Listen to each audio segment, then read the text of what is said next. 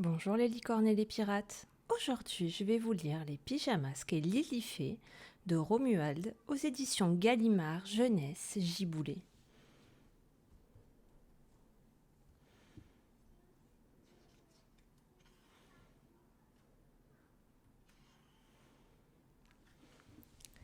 Il est jeudi moins le quart et le vent de minuit souffle sur la ville endormie. Plus légère qu'une aile de papillon, Lilifée se laisse emporter au-dessus des maisons. Ce soir, j'ai besoin de neige et d'inspiration, se dit-elle en sautillant de nuage en nuage pour faire tomber leurs flocons.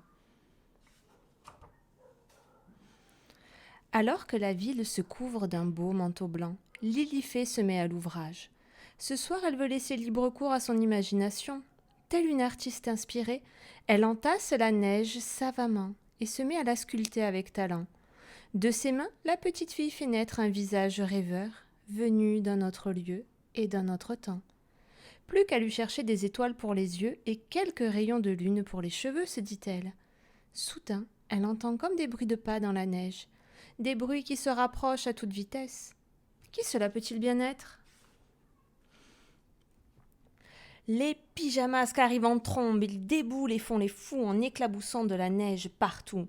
Lilifée hurle et se demande qui sont ces trois pénibles-là qui ne s'essuient même pas les pieds avant de marcher sur sa neige toute propre.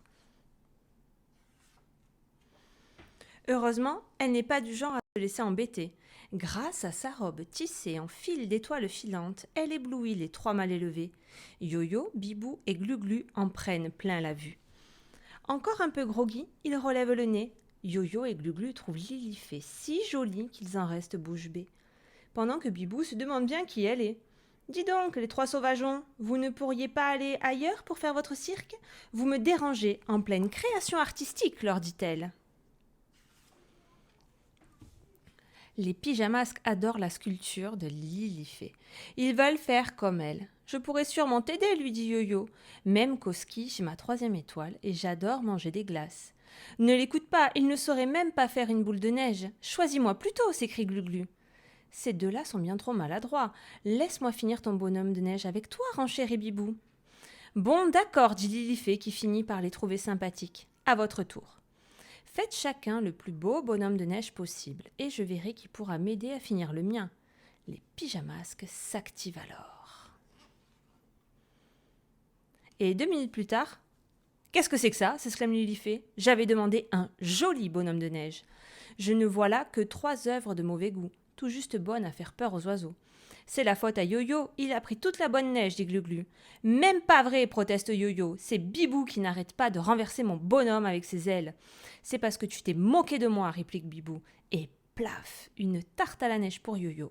Lilifée les trouve navrants. J'aurais mieux fait de rester chez moi que de rencontrer ces 3 pots de colle, surtout qu'en plus, demain, j'ai école.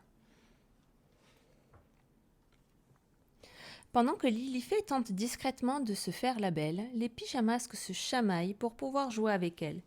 Glu-Glu s'apprête à lancer des boules de neige sur ses amis, mais ce n'est pas malin, car à cause de son pouvoir, elle lui reste collée dans les mains. Bibou, quant à elle, ramasse un gros tas de neige et bombarde ses rivaux. Mais tout ce qu'elle arrive à faire, c'est d'énerver Yo-Yo.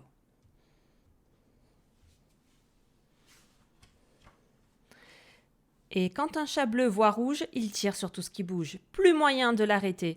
Il est maboule, il est givré, tous aux abris, s'écrient ses amis.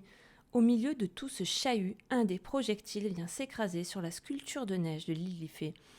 Ouh, tremblez, petit pyjamasque, il ne faut jamais réveiller la neige qui dort.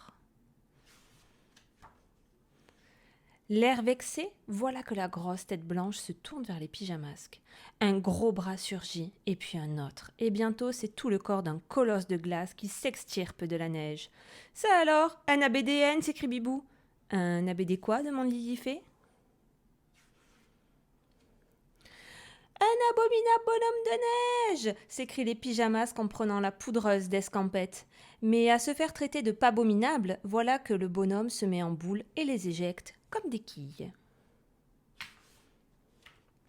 En général, les bonhommes de neige restent de glace, mais celui-ci les suit à la trace.